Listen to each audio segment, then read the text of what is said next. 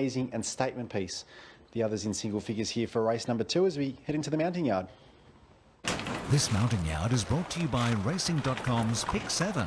Enter now for your chance to win up to 50k this Saturday. T's and C's apply. So we'll start with one of the roughies, horse number 1, Academic Annie. As you can see on your screens, she's out in the pre-parade, just hasn't quite made her way into the mounting yard yet. She's first up since the only time we saw her, that was back in October. That was when she was trained by Chris Davis up at Wangaratta. She got the blinkers off and the earmuffs going on today. We can still see she's quite on her toes here. I don't think she would have needed the blinkers. And with those earmuffs on, she's still quite on her toes. A recent jump out, James, though, to me indicated that she's got more ability than we did see on debut. But I think it's a matter of getting her to harness it on race day. OK, so she's disappeared behind the trees there in the pre-parade. We'll head back into the yard. Horse number 2 is a Hardy Farazi here for Mick Price and Michael Kent Jr. What did you make of the first up run? Rode the speed and got a little bit tired. Be Amazing comes through that same race. As you referenced, it was first up, so entitled to be fitter with that run under the belt. So would have no doubt derived some natural fitness improvement from that first up run, but it would need to probably lift on that run significantly to be a factor here, but might ride the speed and give a better sight and might be better suited stepping up to 1400 metres. We mentioned Be Amazing out of that same Wodonga Maiden last start. She's horse number 3 and she's placed 3 of 3 this campaign, so going close. Shelled her ground to the line, didn't she? I thought Hallop and Halcyon Dame, who had the camp on Hallop, they put a bit of a gap on the opposition there, but Be Amazing stuck to her task well. And the fact that she didn't quicken, and she's a daughter of Tavistock, maybe she's going to be better suited just maintaining that gallop and getting out to the 1400 metres here. Luke Oliver and Ben Allen combined with the 4 here. Broken Treaty, a daughter of Declaration of War. Have you seen anything in her 3 career runs or 3 runs this campaign to think that she can be in the mix today? I've seen her finish on strongly. I've seen her be a bit messy at the start too, which puts her on the back foot to start with. So I think there's some talent there, and she was finishing on strongly on 1,000 and 1,100 metres, and again just blew the start when she stepped up to 1,400 metres last start when I thought that step up in distance would be suitable for her to at least improve her finishing position. So if she begins cleanly, she's probably a trifecta first 4 player. Just hearing news through that Pat Carey's very exciting horse Impy's been a scratching from the Winter Championship on Saturday. Can you get a winner here and ease the pain somewhat with horse number 6, Count on Conflict? Well, another one that was up to 1,400 metres last start and was only second up, so she'd be fitter with recent racing under the belt, and again probably suited around that 14 and even more ground as she gets deeper into the campaign. So I'm not tipping her in my top 4, but I wouldn't be surprised if she ran a little bit better than her market price on the screen there suggests. He's our favourite. Your on top selection, Fighting Faith, horse number 7. Kieran Maher and David Eustace combined. Jai McNeil in the saddle. She's been a beaten favourite all 3 runs this campaign, but you're of the mindset that she can atone today. Maybe I'm just a slow learner, James. That's probably the most likely scenario. She gets the blinkers on here, and she's had pretty tough runs at her most recent performances. I think she's drawn to get a better run here with the blinkers on. She's handled soft ground before. I think it's a day where she certainly gets her chance to break her maiden status, and to me she was clear top pick. Well, a jockey that broke her maiden status when you and I worked together at Moe last Thursday was Carleen Heffel. Amazing scenes there after she got the job done for Robbie Griffiths in race number 10. Can she back up and win number 2 aboard Air of Fire here for Nikki Burke? Well, I don't think the 1,100 metres suited on debut, so up in distance I think suits, although that does get the blinkers on as well. I'm actually surprised at the excitement that was there after the last at Moe that Carleen's actually been able to get here by then. I thought she might still be on course at Moe, so excited with the people there watching her. Look, another one at odds. It wouldn't surprise me if improved up in distance with the blinkers on, but I've worked around her.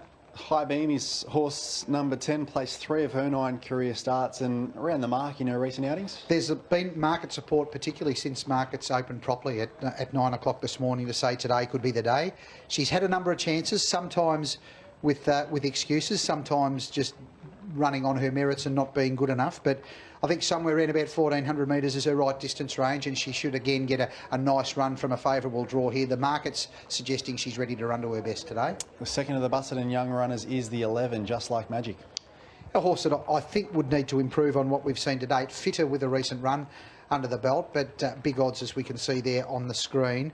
Up from 1,200 metres to 1,400 metres from that first up run probably suits, but haven't seen enough yet on really any of the runs outside what appeared to be a bit of a spike run at Yarra Valley behind Delightful Selena. Doug Harrison had a 2-year-old debutant in the first. He's got a 3-year-old debutant in the second. Horse number 13, Southern Cloud. And on what we've seen, I'm not surprised kicking off at 1,400 metres. Doesn't have a lot of dash in what I've seen, particularly a recent trial on the synthetic track at racing.com Park. So no surprise to see her make her debut at this distance range. But again, haven't seen enough yet to be enthusiastic. Michael Wayne and John Hawkes saddle up the 14 Statement Piece, a daughter of Rock and Pop, who failed when favourite on the synthetic last time. Fitter with a couple of recent runs under the belt. I was pretty keen on her at Ballarat. Maybe she didn't handle a synthetic track there. Maybe she just wasn't good enough, but she'd be fitter with those 2 runs under the belt. And again, horse that doesn't seem to be able to quicken, and a lot of the Rock and Pops are going to get out of her a bit more ground than the 1,200 metres that she was at last start. So up to 1,400 metres and back on turf are probably positives. Mick Kent and Bo Mertens combined with the 15 We Know So, a daughter of Ekra here. She's been placed 2 of 2. She's a half to her stakes-winning stablemate, and You Think So. She nearly got the money, didn't she, on debut behind Oceanity, a well-bred and expensive filly with the Robbie Griffiths stable, and then probably a leader-dominated race staying at 1,400 metres last start. She stays at 1,400 metres again here, but she's had enough gap between runs to certainly get some spring back in her step. I think she's one of the main dangers to my top selection. Okay, you're 1 from 1 after the first. Make it 2 from 2. Going with 7, with the blinkers going on. Number 7, Fighting Faith, ahead of 15, We Know So, 10, High Beam, and there's market support there, and 3, Be Amazing. 7, 15, 10 and 3. Fighting Faith on top for Warren Huntley, one of his best bets of the day. Let's touch base with Bet365. This market update is brought to you by Bet365. And it remains at $3 here, does Warren's on top selection, Fighting Faith. Out from $2.70, but once it hit that $3 mark, it's sort of held solid. So has not continued to drift in the last 10 or 15 minutes of betting. High Beam was 6 in as short as $3.40, back out to $3.50 now. You've got We Know So on the drift out to $4.20. Be Amazing, 8 into 7 late. And then you've got Statement Piece, best of those in double figures at $12. No real moves at any each way price to speak of as we look down the page. So Fighting Faith, our favourite at $3, High Beam at $3.50, We Know So, and Be Amazing, the others in single figures here for race number 2. And you mentioned that last start at Ballarat, you were pretty keen on the chances of Statement Piece, a beaten favourite on that occasion. We can get double figures about it today. Well, bigger odds, as you said, James, for Statement Piece following a run where she was well in the market on the synthetic track at Ballarat. What was your take, first of all, on that run at Ballarat last start? Well, I thought she'd probably nearly go there and win, but yeah, we've struggled a bit with the Ballarat synthetic lately, and no, we're going to stop going there for a while. It's just we need to just let it settle down, and I know they'll still have eight races and 8 winners, but we just certainly have had horses been going there and they'll be running terrible. So it'll be interesting to see how she runs coming off a bad run the other day. What have you seen from at home since that run? She's done everything right, really happy with her, and you know what, without blowing my own trumpet, I reckon she looked pretty damn good, because you don't see, out of 10 runners in a race, Warren, you might see one that might look pretty good, and she looked really, really good, because quite often it's winter time, so you get horses that just don't look good, as simple as that, but she looks terrific, and certainly her chance today. I know General Team Hawks want to let the barriers open, and that dictates where horses settle. Out to 1,400 metres today, what would be the ideal scenario? Oh, I'd love her to go to the front, to be honest. It'd be great if she could go to the front, and like what she did her first start. I think she had second or third at her first start in the race, and he's got no instructions, just to ride her wherever she is. But gee, if she flew the start, she jumped and she led, a bit like that. You know, the 2-year-old race, your race is half over, especially on wet tracks, because you're not going to make up a hell of a lot of ground, I don't reckon, especially on a smaller track like Cranbourne. We're in the middle of winter, but obviously you're still planning for spring. How's the Doncaster winner, Brutal, and what might be a spring aim for him? Yeah, look, he's great. He's back in the stable and everything. So haven't seen him live, but I saw a picture 2 days ago. Tanya Rouse sent me a good picture of him. You got to love a Doncaster winner at 3, don't you? So he's great. He's well, but look, probably the Golden Eagle is going to be the race for him. But it just seems like eternity away. That's when's that? The end of October it is. So a lot of work to do between now and then, Warren. But we're better off to have him than not have him. Good luck here, and obviously good luck with the spring with the team as they gear up. Thanks, mate. Oh, fantastic insight there from Wayne Hawkes, and very positive about a couple of things, or very honest about a couple of things, and frank with his assessment. First of all, said he expected that horse Statement Piece to go to Ballarat and be very, very hard to beat last time. So maybe an underwhelming performance, but suggesting that, you know, he's optimistic that if she can go forward, find a spot somewhere near the lead, that she should be pretty hard to beat here. And TB, as we head upstairs to you, suggesting that she, in his eyes, was the pick of the yard. Now, you've got a keen eye for horse flesh, particularly from your vantage point up there on top of the mounting yard. How'd she look? Yeah, I wouldn't disagree with Wayne. She looked every bit as good as anything in the race, if not better. So no knock for her. I'm not too sure about her form, to be honest with you. But if you listen to Wayne, you'd have to have something on her, because if she could find something like the form she's shown on the track at home, obviously she's a chance, and she will be on speed. First, second and third were on the rail in the first race all the way. Whether that means anything, only time will tell.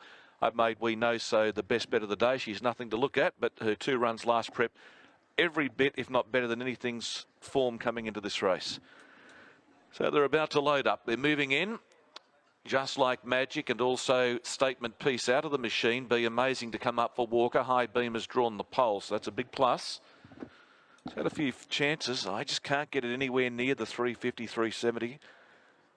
But that inside barrier might be a big plus, as it was for the previous winner, who had a beautiful run on the fence behind the speed.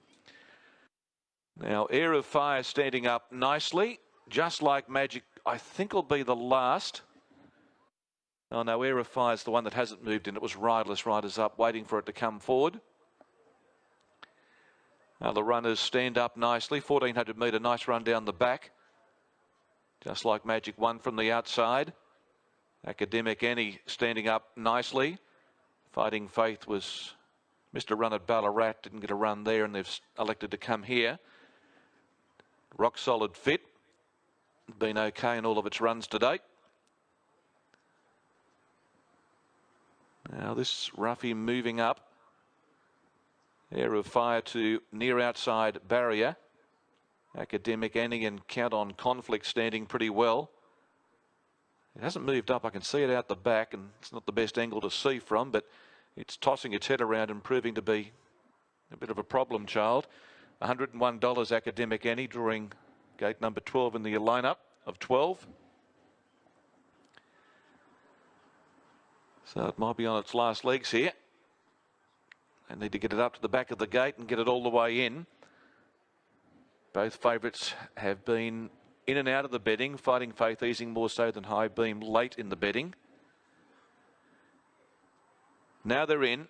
Academic Annie ready. All set. Racing, starter caught them in a good line. We Know So, Just Like Magic, and out of the gate very quickly is Statement Piece looking for the front. It will lead. We Know So, not far back, Fighting Faith, and on the inside a Haradi Farasi making ground from High Beam, Broken Treaty. They were followed by Southern Cloud very wide out. In between runners then, as they sort their order out, is Be Amazing. A gap of 2 lengths further back in the field then. On the rail is Air of Fire trying to make up ground from Count on Conflict. Second last, Just Like Magic, and Academic Annie at the tail of the field. Statement Piece in front, led a half length. Sitting up second, Fighting Faith. We Know So, 3 out and third. High Beam fourth. So the top 3 in the betting behind the $14 chance. A length away, Haradi Farasi. Southern Cloud wide. Broken Treaty, the rail from Be Amazing, Count on Conflict, and then came Air of Fire. Just Like Magic second last, and Academic Annie not travelling well last of all. They near the corner. Statement Piece has done it well, travels along a neck in front. Moving up on its outside is Fighting Faith, but niggled out to chase the leader. High Beam got off the rail. Broken Treaty making ground, and best of the rest as they turn Be Amazing. Statement Pieces travel well in the race. Just leads the way. High Beam the pursuer, and in the centre Fighting Faith, and a length away Broken Treaty running on pretty well. It's going after High Beam, who's hit the front, but Broken Treaty's a big danger. Broken Treaty moved alongside, took the lead, and Broken Treaty too good for the favourite High Beam. Third, Air of Fire maybe from Be Amazing in a photo finish. Behind those runners dropping off, Statement Piece with Fighting Faith. They were followed by Haradi Farasi. Well back is Just Like Magic. They were followed near the tail of the field by Academic Annie, Count on Conflict, and We Know So. Well, it must have a problem. It was gone at the 600 and has run last. Broken Treaty, the winner of the race for Ben Allen. $26 chance for Luke Oliver. Supervovers qualified by declaration of war and has sat off the speed, angled away from the inside running to go out after High Beam, who was in front of it in the run and has finished a little too well. Air of Fire will run third, a lip in front of Be Amazing and Statement Piece, and Fighting Faith behind those. It's a bit of an upset here with Broken Treaty, the winner coming off a fourth at its last runs. Its last 3 runs to date have all been on the, and only runs to date have all been at the Ballarat synthetic track. So getting away from there on a grass track has been the big plus, no doubt. Second prize to High Beam, given every conceivable chance, loomed up and looked the winner on the corner for Damien Thornton. And third going to number 9, Air of Fire, at a big price, ridden by Carleen Heffel. And fourth in the race going to Be Amazing, number 3. Fighting Faith was disappointing. I know that We Know So covered ground, but there has to be a big problem there. But I wonder how that race turned out for Luke Oliver, whether it was a pleasant surprise or was he maybe expecting a turnaround in form, James? Yeah, well, TB, I'm not sure I've seen too many louder cheers for a horse here at Cranbourne that's won it at 25 to 1, but plenty of happy connections. Yeah, a really good group of loyal owners that have been with the stable for a long time. So her first 3 runs were really good. She'd been trying so hard, and first time on the grass, she was, a great win. Was that the hallmark of today? Obviously, there had been merit in her career runs thus far, but getting back onto the turf, getting a nice sort of run in transit off the speed, and being too good. Yeah, well, her like the end of her races had been really strong and really good, and today when she drew well and she was able to jump a little bit better than she had been jumping, and I just knew in the run that if she was to get a bit of room, she'd be the horse to beat. So yeah, great result, great ride by Ben, and great for the owners. Any of them have anything on it at 25 to 1? I don't think they're a big bunch of punters, which is probably why she went round at that price. But I'm sure they all had something each way. Hopefully a couple of cheeky each ways. Well done, mate. Thank you. Luke Oliver there, winning trainer here in Broken Treaty. The man that did the steering was Ben Allen. He'll come over to join us, and first time on the grass for this filly, and plenty of happy owners to pat you on the back, but first time on the grass for this filly, and she's been too good. Yeah, I think what one of the race today was she actually jumped for the first time. Her first 3 starts, she's always stepped away slow, and it's put her in awkward spots, and she's always finished off well, but she's never really been within winning contention, whereas today she put herself in a spot and just had to steer around him, and she did the rest. Were you happy with the way that the race unpanned, bearing in mind she did jump well? You were maybe able to settle 2 or 3 lengths closer than what she had at the top of the straight. Did you think you had their measure?